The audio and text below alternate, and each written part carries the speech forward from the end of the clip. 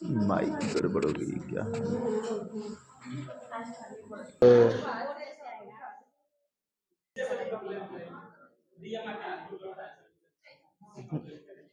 हाँ चलो भैया कोई नहीं, हम लोग आगे बढ़ते हैं। आज अपनी रासायनिक अभिक्रिया एवं समीकरण को आगे बढ़ाते हुए अपने हल्के हल्के कदमों से हम लोगों ने अब तक क्या क्या पढ़ा बच्चा?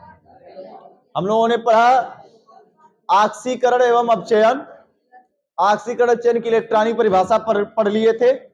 अब उसी इलेक्ट्रॉनिक परिभाषा पर आधारित एक शब्द बनता है ऑक्सीकारक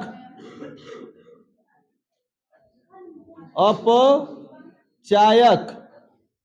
ऑक्सीकारक अपचायक ये क्या चीज होते हैं, चलो जानते हैं जी। ऑक्सीकारक अपचायक से पहले हमें जान लेना है ऑक्सीकरण और दूसरा अपचयन। ऑक्सीकरण और अपचयन, कल हमने क्या बताया था? ऑक्सीकरण की इलेक्ट्रॉनिक परिभाषा कि वह रासायनिक अभिक्रिया जिसमें परमाणु अणु या आयन समूह जो इलेक्ट्रॉन क्या करते हैं, त्यागते हैं। जैसे सोडियम Na ने एक इलेक्ट्रॉन त्याग कर Na पर क्या कर दिया, प्लस। यह इलेक्ट्रॉन त्यागा, यह पूरी अभिक्रिया, यह अभिक्रिया कौन सी कहलाएगी? ऑक्सीकरण की अभिक्रिया कहलाएगी। यह ऑक्सीकरण अभिक्रिया कहला रही है, ध्यान समझना मेरी बात। यहां पर अपचयन किसको कहेंगे लल्ला? तो वह परमाणु अणु या आयन समूह जो इलेक्ट्रॉन क्या करते हैं, ग्रहण करते हैं। ओ ने 2 इलेक्ट्रॉन लिया तो O पर 2 माइनस हो जाएगा, ठीक है ना? O पर 2 माइनस का मतलब क्या हो जाएगा बच्चा? यह अभिक्रिया अपचयन, अपचयन अभिक्रिया कहलाएगी। मामला समझ में आया? तो वे परमाणु अणु या आयन समूह जो इलेक्ट्रॉन त्यागेंगे तो वह अभिक्रिया ऑक्सीकरण की अभिक्रिया कहलाएगी, और वह अभिक्रिया जिसमें इलेक्ट्रॉन ग्रहण किया जाएगा उसे अपचयन की अभिक्रिया कहते हैं। अब बात आती है सर जी ऑक्सीकारक किसे कहते हैं? अब समझना ध्यान से। वे पदार्थ, परमाणु नहीं, वे पदार्थ जो इलेक्ट्रॉन लेते हैं, ध्यान समझना, वे पदार्थ जो इलेक्ट्रॉन लेते हैं वह ऑक्सीकारक कहलाते हैं। मामला समझ आया? वे पदार्थ जो इलेक्ट्रॉन लेते हैं वह क्या कहलाते हैं? ऑक्सीकारक कहलाते हैं। जैसे यहां पर मैं लिखा ना O+2E पर माइनस, रिएक्शन O पर 2 माइनस। यह अभिक्रिया किसकी हो रही है? अभिक्रिया किस चीज की हो रही है? अपचयन की। लेकिन इसमें पदार्थ कौन है जो इलेक्ट्रॉन ले रहा है? यह ले रहा है ना, पदार्थ लेने वाला कौन है? ऑक्सीजन। तो यह ऑक्सीजन क्या कहलाएगा? ऑक्सीकारक। कारक मतलब खुद एक पर्टिकुलर पदार्थ की बात की जाएगी। यह पूरी अभिक्रिया अपचयन की अभिक्रिया, पूरी अभिक्रिया कौन सी है? अपचयन की। लेकिन जो उस अपचयन में जो इलेक्ट्रॉन लेगा, जो इलेक्ट्रॉन लेगा उसको हम क्या कहेंगे? ऑक्सीकारक। क्लियर हुआ? अब बात आएगी अपचायक की। तो वे पदार्थ जो इलेक्ट्रॉन देते हैं या त्यागते हैं, वे पदार्थ जो इलेक्ट्रॉन क्या करते हैं? देते हैं या त्यागते हैं, उसे अपचायक कहते हैं। जैसे चल बच्चा, Na पर प्लस, प्लस E पर माइनस, यह अभिक्रिया कौन सी हो रही है? ऑक्सीकरण की अभिक्रिया। लेकिन यह Na क्या है पाल? Na क्या है? अपचायक है। मामला समझ में आ गया? तो वे पदार्थ जो इलेक्ट्रॉन ग्रहण करते हैं, वे पदार्थ जो इलेक्ट्रॉन ग्रहण करते हैं ऑक्सीकारक कहलाते हैं। अब वे पदार्थ जो इलेक्ट्रॉन देते हैं क्या कहलाते हैं? अपचायक। यानी करता है, जो कर रहा है, जो ले रहा है, उसकी बात कारक, और कारक का मतलब हुआ। ठीक, इसका साफ साफ ये मतलब नहीं समझ में आ रहा कि सर जी ऑक्सीकारक जो है वह किसमें पाया जाएगा? अपचयन अभिक्रिया में। किस अभिक्रिया में पाया जाएगा? अपचयन अभिक्रिया में पाया जाएगा। और जो अपचायक है वह किस में पाया जाएगा सर जी? ऑक्सीकरण अभिक्रिया में। जस्ट उल्टा हुआ ना, अपचयन अभिक्रिया में ऑक्सीकारक मिलेगा और ऑक्सीकरण अभिक्रिया में अपचायक मिलेगा। बस परिभाषा याद रखना है तुम्हें, बस इतनी सी। ऑक्सीकरण अभिक्रिया किसे कहते हैं? तो वह रासायनिक अभिक्रिया जो इलेक्ट्रॉन क्या करती है? त्यागती है। वे परमाणु अणु या आयन समूह जो अभिक्रिया में इलेक्ट्रॉन त्यागते हैं उसे ऑक्सीकरण की अभिक्रिया कहते हैं। वे परमाणु अणु आयन समूह जो अभिक्रिया में इलेक्ट्रॉन क्या करते हैं? ग्रहण करते हैं, उसे अपचयन की अभिक्रिया कहते हैं। लेकिन यहाँ पे जस्ट बात पलट गई। वे पदार्थ जो इलेक्ट्रॉन ग्रहण करता है उसे ऑक्सीकारक कहते हैं, और वे पदार्थ जो इलेक्ट्रॉन त्यागता है उसे क्या कहते हैं? अपचायक कहते हैं। मामला समझ में आ गया होगा, तो हम आगे बढ़ते हैं। ठीक है ना?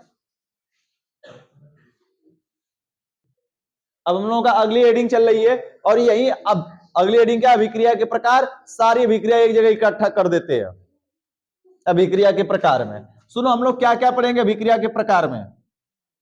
अभिक्रिया के प्रकार बराबर लंगड़ा प्रकार। पहला नंबर सुनो जी गौर से, हम बात करते हैं उत्क्रमणीय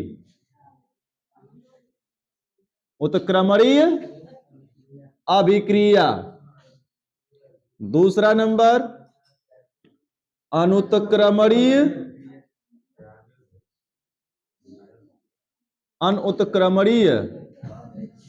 अभिक्रिया।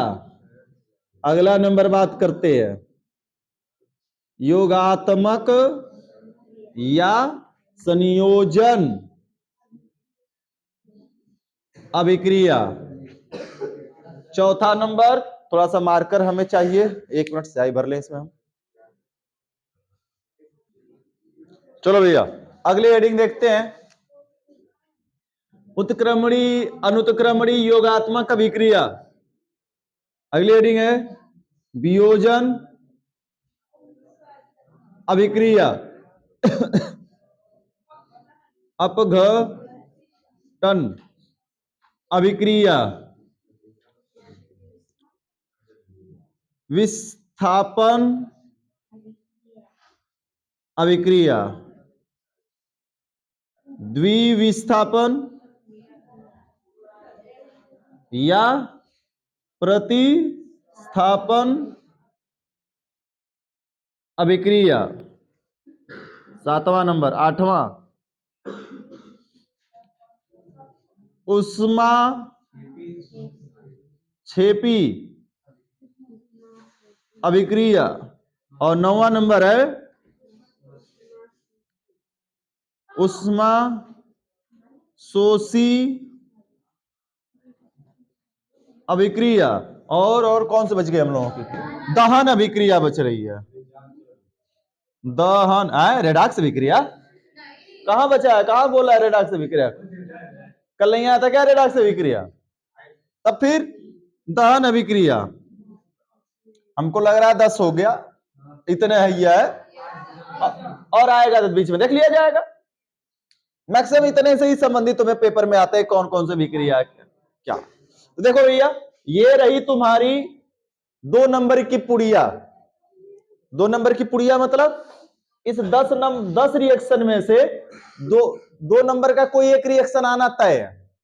पेपर हम लोगों ने इतना हल किया है, और उस पेपर में हम लोगों ने देखा है कि कोई ना कोई एक अभिक्रिया के बारे में हर साल क्या किया है? पूछा हुआ है और पूछा ही जाता है।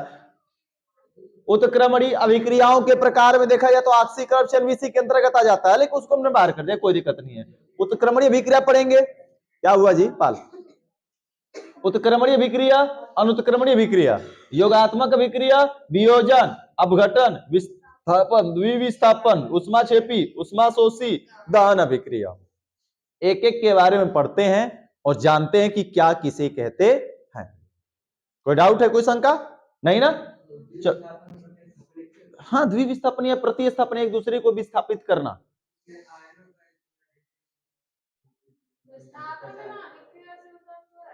अरे इसमें आता है चलो भैया आगे बढ़ते हैं, एक एक बातों को समझते चलते, ठीक है लल्ला। उत्क्रमणीय अभिक्रिया किसे कहते हैं? सीधा सीधा मैटर, उत्पाद से पुनः अभिकारक बन जाए, उ से उत्पाद और उत्पाद से पुनः क्या बन जाए? अभिकारक बन जाए, इतना याद रखो। वह रासायनिक अभिक्रिया, लेकिन ऐसे नहीं ना, झालर बत्ती लगानी पड़ेगी ना भैया। अब फिर देखो जी, अगर हम बात करें पहली हेडिंग की कि सर जी उत्क्रमणीय अभिक्रिया किसे कहते हैं, तो मुस्कुराते हुए कहोगे कि वह रासायनिक अभिक्रिया जिसमें अभिकारक से उत्पाद तथा उत्पाद से अभिकारक बनाती है, वह रासायनिक अभिक्रिया जो अभिकारक से उत्पाद तथा उत्पाद से अभिकारक बनाती है, उसे क्या कहते हैं? उत्क्रमणीय अभिक्रिया कहते हैं। जिसे क्या कहते हैं भैया? स्थिर द्वारा प्रदर्शित करते हैं। यह दोनों दिशा में चलकर संपन्न होती है। किधर चलकर संपन्न होती है? दोनों दिशाओं में चलकर संपन्न होती है। तो इस प्रकार की विक्रियाओं को उत्क्रमणीय विक्रिया कह दिया जाता है। और इसको इस तीर द्वारा प्रदर्शित करते, दोनों तरफ तीर है। इसका मतलब कि एक तो फार्मूला हमेशा याद रखो अमोनिया बनाने का, N2 प्लस H2। यह जानते हो अभिक्रिया किसकी कर? हैबर विधि है अमोनिया बनाने की। अमोनिया बनाने की कौन सी विधि है? यह हैबर विधि। N2H2 मिलकर क्या बना लेगा? NH3। उत्प्रेरक होता है Fe और MO के प्रेजेंस में। ये भैया बैलेंस करने की बात आएगी, सर जी 2 लगाएंगे 3 लगाएंगे बराबर हो जाएगा। यह जो तीर है यह बता रही है कि नाइट्रोजन हाइड्रोजन मिलकर अमोनिया गैस बनाएंगे और अमोनिया को पुनः ठंडा कर देंगे, तो क्या कर देंगे? गर्म कर देंगे, तो नाइट्रोजन और हाइड्रोजन बनाएंगे। एक और याद करना चाहो तो कह सकते हो सर जी PCl5 है, PCl5 को गर्म करेंगे तो टूट जाएगा PCl3 और प्लस Cl2 में, और जब इसको ठंडा कर देंगे तो किस में बदल जाएगा? PCl5 में बदल जाएगा। कोई शंका है किसी को? नहीं ना। यह रासायनिक अभिक्रिया, वह रासायनिक अभिक्रिया जिसमें जो दोनों दिशाओं में चलकर क्या होती है? संपन्न होती है, अर्थात अभिकारक से उत्पाद और उत्पाद से अभिकारक बनाती है, उसे उत्क्रमणीय अभिक्रिया कहते हैं। कोई फास्फोरस पेंटाक्लोराइड, फास्फोरस ट्राइक्लोराइड, ठीक है। चलो भैया आगे बढ़ते हैं। किसी को संदेह हो तो पूछ लेना भैया, किसी को शंका तो नहीं है ना? चलो जी अगली हेडिंग आती है अनुत्क्रमणीय अभिक्रिया। कौन सी? अनुत्क्रमणीय, अनुत्क्रमणीय अभिक्रिया। ये लल्ला मुस्कुराते हुए कोई भी एक अभिक्रिया लिख दो और आराम से जानते हो उसके लिए कैल्शियम कार्बोनेट का लिख दो, तोड़ दो, चाहे कैल्शियम हाइड्रोक्साइड को, कुछ भी जी जो बनाना हो, जो अकार्बनिक हो और जो एक ही तीर से हो संपन्न। मतलब क्या है? वह रासायनिक अभिक्रिया जो एक दिशा में चलकर क्या होती है? संपन्न होती है, अर्थात अभिकारक से केवल उत्पाद बनाती है। अभिकारक से केवल क्या बनाती है? उत्पाद बनाती है, उसे अनुत्क्रमणीय अभिक्रिया कहते हैं। और इसे ये तीर द्वारा प्रदर्शित करते हैं, सिंगल तीर द्वारा प्रदर्शित करते हैं। यह तीर है जो एक बार चली गई वापस लौट कर नहीं आएगी, यह तीर जाके मार के फिर से वापस आ जाएगी। मामला समझ में आया? अगर बात करें हम आगे यहां पर लल्ला, तो जैसे NaHCO3 के 2 कणों को अगर हम क्या करेंगे? गर्म करेंगे, तो Na2CO3 और प्लस H2O प्लस क्या बन जाएगा? CO2 बन जाएगा। मामला समझ में आया? तो इसमें क्या बता रहा है कि सोडियम बाइकार्बोनेट से ये बन जाएगा, पुनः इससे वापस ठंडा करने पर बनने वाला नहीं है। मामला चीजें क्लियर हुई जी? चाहे तुम कहोगे सर जी CaCO3 को गर्म कर दीजिए तो क्या बन जाएगा? CaO प्लस क्या निकल जाएगा? CO2 निकल जाएगा। कोई संदेह, कोई शंका है क्या? तो यह अभिक्रिया केवल किस दिशा में चलती है? एक दिशा में। तो वह रासायनिक अभिक्रिया, परिभाषा फिर से रिपीट कर देते हैं, वह रासायनिक अभिक्रिया जो केवल एक दिशा में चलकर संपन्न होती है, अर्थात अभिकारक से उत्पाद बनाती है, तो उसे क्या कहते हैं भैया?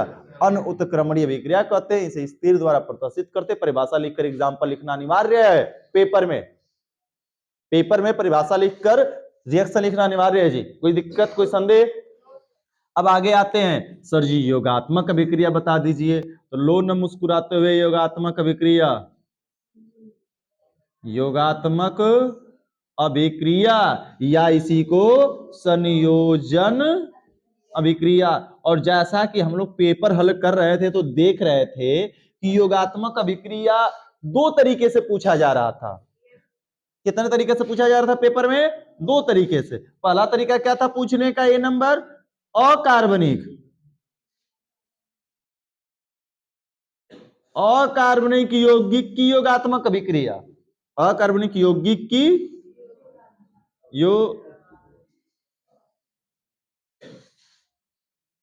योगात्मक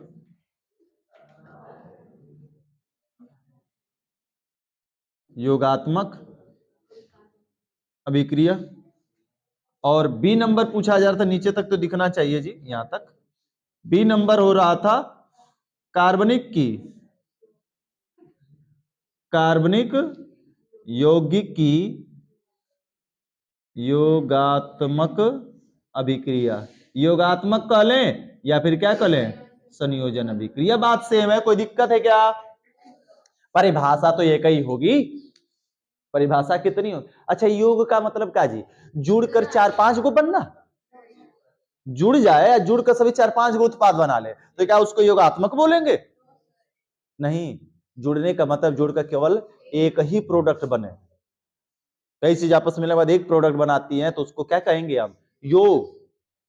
अब ऐसा तो है नहीं कि 2-3 अगर अंकों को तुम जोड़ रहे हो तो जोड़ने के बाद 5-6 ठो उत्तर आ जाएगा। उत्तर तो एक ही नहीं योग आएगा कि 5-6 प्रकार का आ सकता है। संभव है क्या? नहीं। यहां पर वही बात कहनी है जी कि वह रासायनिक अभिक्रिया जिसमें दो या दो से अधिक अभिकारक संयोग करके केवल एक उत्पाद क्या करते हैं? बनाते हैं। केवल कितने?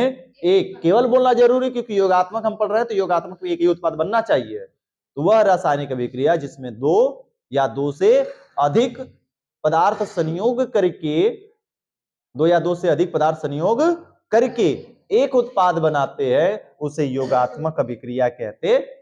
अब कार्बनिक यौगिक का कहेगा कि एग्जाम्पल दीजिए, तो लो जी, हम हाइड्रोकार्बन का दे देंगे एग्जाम्पल। जैसे मुस्कुराते हुए छोटा सा एग्जाम्पल जानते हो, C2H4 में सर जी H2 जोड़ देंगे तो क्या बन जाएगा? C2H6 बन जाएगा। कोई दिक्कत की बात है क्या? नहीं ना? किसी को संदेह है? नहीं संदेह होना चाहिए। अगर संदेह है तो बड़ी दिक्कत। अकार्बनिक की क्या हो जाएगी भैया?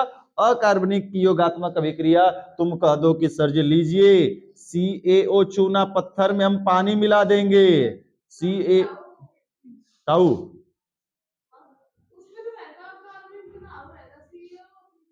अरे उल्टा लिख दिया, तो रुक जाओ, हम कर दिए ना। ओहो, हम ध्यान, हमें लगा कि कार्बनिक ऊपर हमने लिखा हुआ, इसलिए हम लिख दिए। साबत, गुड बच्चा, दिमाग लगाने के लिए। लो, ऊपर कार्बनिक यौगिक का हो गया, सही हो गया।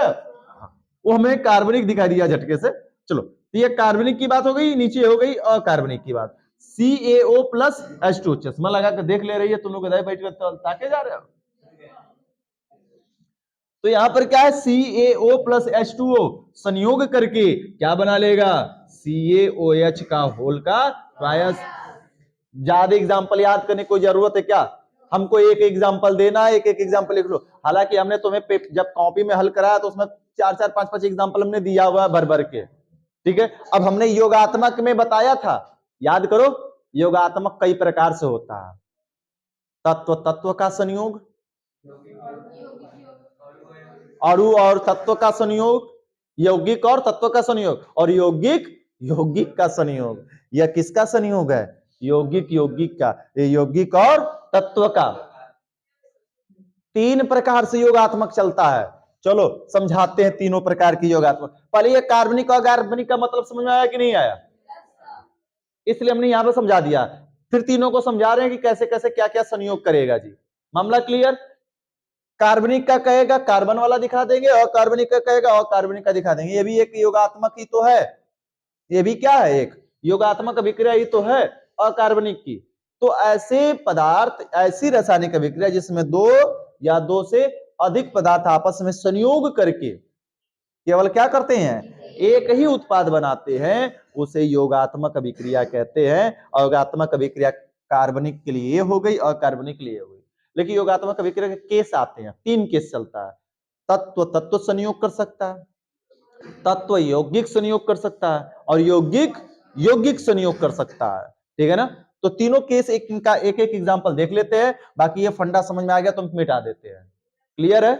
किसी को संदेह तो नहीं है?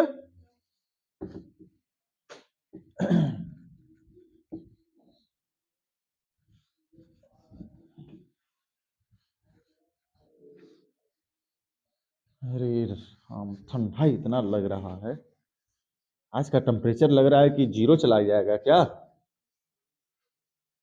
चला जाता थोड़ा सा इधर भी बर्फबारी हो जाती। कश्मीर तो नहीं जा पा रहे हम लोग, कम से कम कश्मीर इधर ही बन जाता है। ये भैया देखो जी, योगात्मक का एग्जाम्पल नंबर पहला, तत्व के साथ देख रहे हैं। तो जैसे सर जी C+O2 मिलकर क्या बनाता? कार्बन तत्व, ऑक्सीजन तत्व, है ना। H2+O2 संयोग करके क्या बनाता? बैलेंस करना पड़ेगा हमको। बैलेंस नहीं करने जानते हो तुम लोग बचपन से? क्यों पढ़ाते आ रहे हैं तुम लोग बचपन से कि यही हम बैलेंस हम करें बैठकर? तब का जब आए थे तुम लोग जितने थे 10 में पढ़ने के लिए, 9 में तो वेती थे ना, अब थोड़ा सा बड़े बड़े हो गए। बात ये थी कि उस समय नाक बह रही थी, इस समय नाक थोड़ी सी जाड़े से बह रही है, लेकिन बह तो अभी भी रही है। देखते हैं आगे भैया, तत्व और किसका संयोग? यौगिक का संयोग। तत्व के साथ यौगिक संयोग कर जाए, इसका मैटर सर जी तो कोई भी उठा लेंगे हम लोग कहीं से भी। तत्व में किसको घुसा देंगे? यौगिक को जोड़ देंगे। तो सपोज दैट कौन सा हो गया हमारा? C6H। ये इसमें कहा जोड़ेंगे जी? योगात्मक होगा, पागल है का? और तत्व और यौगिक का, या अणु और यौगिक का संयोग? अरे वही यौगिक मतलब अणु हो गया क्या? सीधा सीधा मैटर हो जाएगा जी। हम ले सकते हैं कार्बन CO3CH बन जा CaO में। अरे हो गया। देखो ए भैया, PCl5 बनाना है, PCl3+Cl2 ले लो। इससे आसान एग्जांपल नहीं, कठिन कठिन तो बहुत सारे हैं। PCl3 में क्या जोड़ देंगे? PCl2 जोड़ देंगे, Cl2 जोड़ देंगे। यह रहा यौगिक या अणु, और ये रहा हमारा क्लोरीन तत्व, संयोग करा देंगे, क्या बन जाएगा? PCl5। देख रहे हो ध्यान से दया, एक एक उत्पाद बन रहा है। केवल उत्पाद की संख्या ये नहीं कि प्लस लगा कर कुछ यहाँ पे और कर दे, तो वह कभी भी योगात्मक नहीं कहलाएगा। और किसका जानना भैया? यौगिक और किसका? यौगिक का संयोग। अभी तो लिखे थे यौगिक यौगिक का संयोग। ले भैया इसको NH3+HCl को जोड़ दो तो क्या बना लेगा? NH4Cl। ये भी तो है ना एग्जाम्पल जी, क्या कोई तकलीफ है? चाहे तुम्हारी मर्जी करे सही, CaO में CO2 जोड़ देंगे तो लो जी CaCO3 बना लेगा। ये सारे एग्जाम्पल किसके हैं हमारे लल्ला? योगात्मक अभिक्रियाओं के हैं। कोई संदेह नहीं होना चाहिए किसी को। मामला क्लियर है? रिपीट होता चल रहा जबरदस्त। हाँ तो एकदम जबरदस्त तरीके से रिपीट करो। 20 में 20 अगर केमिस्ट्री आधे घंटे में नहीं हल हो पाई तो फिर तुम लोगों को हमें लानत रत्न देना पड़ेगा। किस रत्न से सम्मानित करेंगे पेपर के बाद जब रिजल्ट आएगा? तो लानत रत्न तुम लोगों के लिए बनाने वाले हैं। जो नहीं ला पाया 20 में 20 उसके लिए। ठीक है, चलो जी। इसी अभिक्रियाओं को एकात्मक या संयोजन अभिक्रिया। अब बात आती है सर जी वियोजन अभिक्रिया किसे कहते हैं? देखो जरा गौर से दुनिया वालों, दुनिया ने 10 वाले, यहां पर यह दो अभिक्रियाएं का मतलब एक ही होता है, टूटना। वियोजन का भी मतलब टूटना और अपघटन का भी मतलब क्या होता है? टूटना। अंतर क्या है सर जी दोनों में? ठीक है ना, ये ठुकाना भी तो था। अंतर क्या दोनों में? मीरा भाई का कुछ ऐसा ही था शायद। देखते हैं भैया, वियोजन अभिक्रिया किसे कहते हैं? वह रासायनिक अभिक्रिया जिस पर उष्मा लगाने से या ताप देने से वह क्या होती है? टूट जाती है। अब पुनः ताप हटा लेने से, वह कारक हटा लेने से, नींद लग रही है ना भरपूर, रात भर जग कर रील चला रहा है तो नींद लगभग करेगी। ये बैठा है कभी से ऐसे ऐसे किया जा रहा है। बैठ के एकदम शांति से गंभीरता से देख रहा, सोचा सही समझेंगे कि तुम देख रहा है, लेकिन हम देख रहे हैं कि तुम सो रहा है। पीछे से ठोंकने से वो जाग जाएगा? जब रात भर जगा है बेचारा 2 बजे तक ड्यूटी खटा, तो इसे कैसे जाग सकता है? चलो भैया समझते हैं हम लोग, छोड़ो।